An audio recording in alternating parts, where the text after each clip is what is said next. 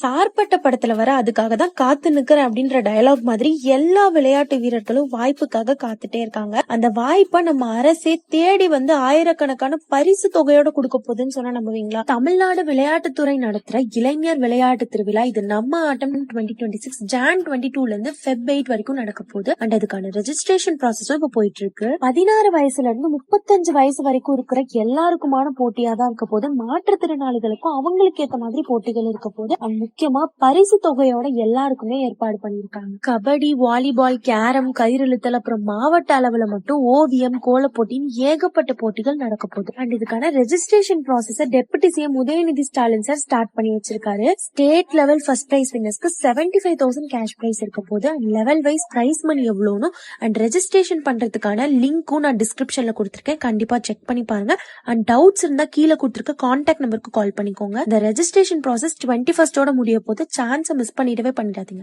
பாய்.